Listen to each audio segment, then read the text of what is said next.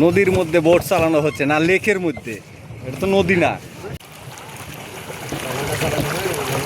আমাদের পিছনে একটা বোট,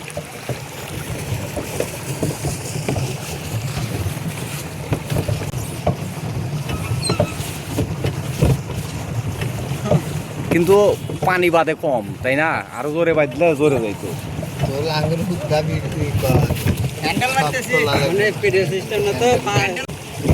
আমাদের রানা ভাই বোটের হাল ধরে আছে, এ হচ্ছে ড্রাইভার।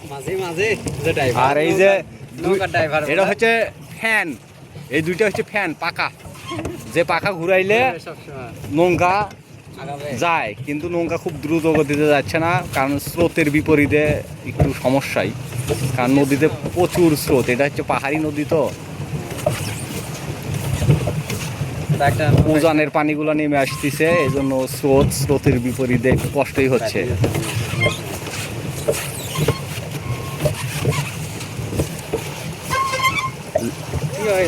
পাহাড়ি পথ, আমাদের পিছনে আর একটা বোট।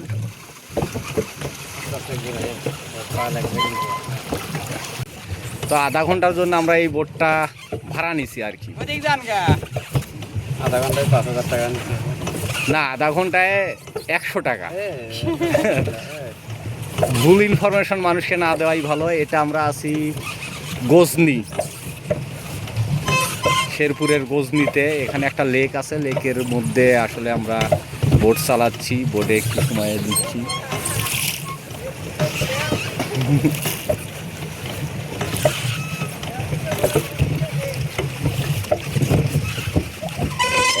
একবার ওই ধার দিয়ে ঘুরে ওই দিক দিয়ে যাবে। হ্যাঁ,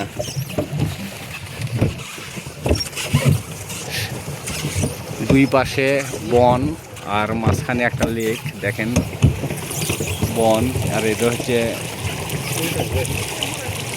নৌকা নিয়ন্ত্রণ করতেছে মাঝি, আর ওই পাশেও বন, চারপাশেই বন।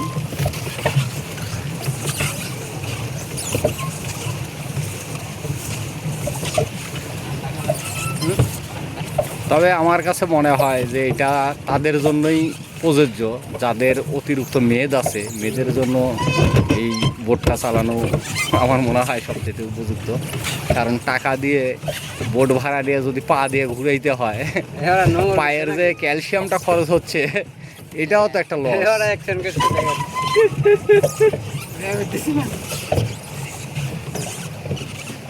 তো খুব একটা সুন্দর জায়গা, কিন্তু আসলে বাতাস নেই, এটাই হচ্ছে সমস্যা।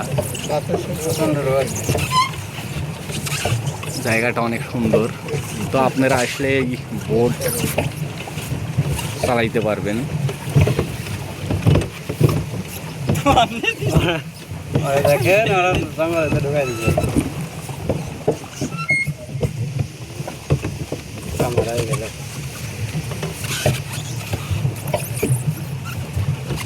পাড়ায় গেলে বন্ধ করে রাখবে, হাত দেখে কুমির নেই তো, আবার হাতে তো আবার কুমির কামড় দিলে বিপদ।